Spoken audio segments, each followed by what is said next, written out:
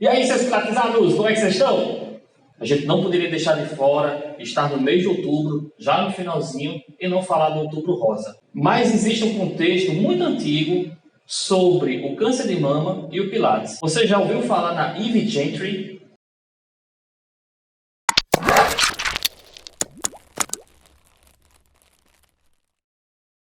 No dia 20 de agosto de 1909, em São Bernardino, na Califórnia, nascia Henrietta Greenwood.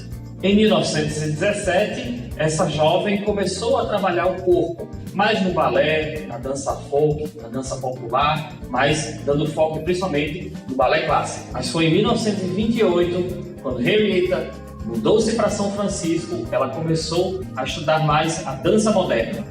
Conhecendo esse mundo da dança moderna, ela decidiu, quase 10 anos depois, em 1936, mudar-se novamente, só que agora para Nova York.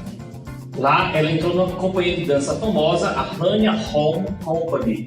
Mas logo ela se destacou e 2 anos depois, em 1938, ela já coreografava e coreografou uma das principais peças delas, que é a Teenage Off the Street.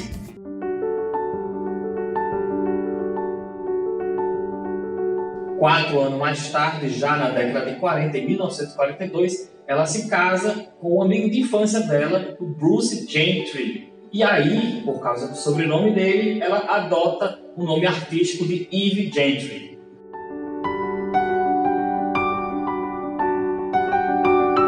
Bem, eu já falei alguma coisa aqui sobre a história do Pilates, você já está percebendo que o fato dela estar em Nova York e o fato de estar na década de 40, algumas coisas podem se juntar aí.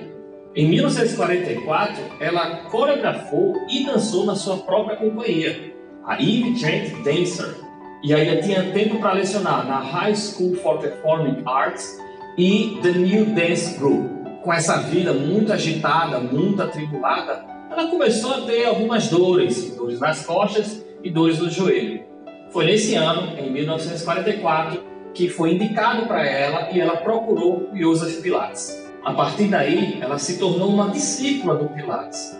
Desde 1944, ela se encantou com os movimentos, se encantou com a técnica, se encantou principalmente com a concentração e a melhora da performance com o seu ganho de alongamento, com o seu ganho de força.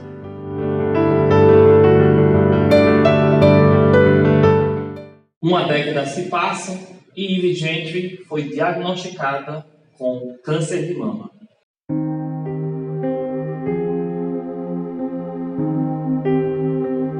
A sua cirurgia foi um sucesso, mas a cirurgia nessa década, na década de 50, já em 1954 para 1955, eram cirurgias muito grotescas, eram cirurgias muito radicais. Então, muito da sua mama, muito de seu músculo peitoral maior e menor foram retirados. Então, ela ficou muito prejudicada. A sua cirurgia foi feita em 1955 e foi tão radical, foi tanto músculo que foi comprometido, tanta musculatura que foi retirada, após a cirurgia ela não conseguia levantar nem o próprio braço. Nessa época, o Joseph Pilates já tinha um certo know-how local. Alguns médicos que foram pacientes dele conhecia, então chegou a sugerir que ele intervisse nessa reabilitação.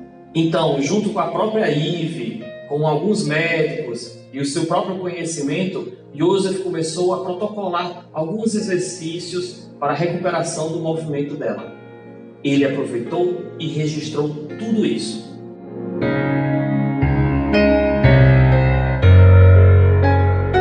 A recuperação dela foi tão incrível que ela conseguia até fazer alguns exercícios avançados. Alguns exercícios que ela praticava mesmo antes da cirurgia. E ele, empolgado, Joseph, os médicos e a própria Eve foram lá mostrar aos hospitais sobre as maravilhas encontradas nessa técnica e nessa reabilitação. O mundo acadêmico na época precisava de mais provas. Acusou Joseph Pilates de mentir, de forjar tanto seus documentos como seus registros, como suas filmagens que ele havia feito da reabilitação junto com a Eve.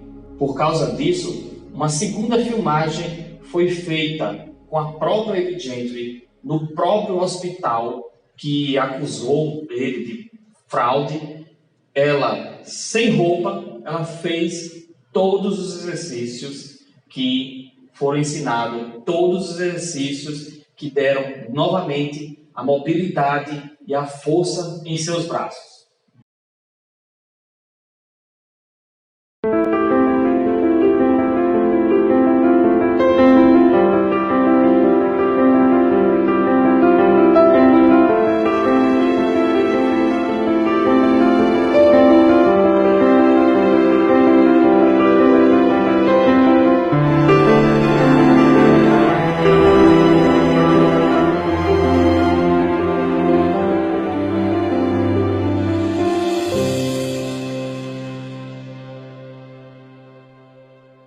Mesmo assim, no final da década de 50, ainda tinha-se muita restrição ao Joseph Pilates como técnica reconhecida, porque justamente ele não veio do mundo acadêmico.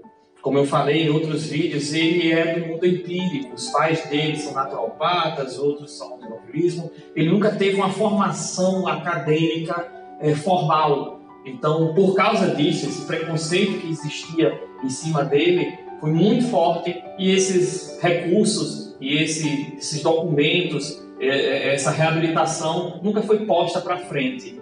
Passam-se anos e anos e a Ivy Gentry vestiu a camisa definitivamente do Pilates, a ponto de, em 1968, mais uma vez ela se muda, dessa vez para a cidade de Santa Fé, no Novo México, e lá ela abriu um estúdio de dança e também um estúdio de Pilates, onde ela começou a dar aula de Pilates.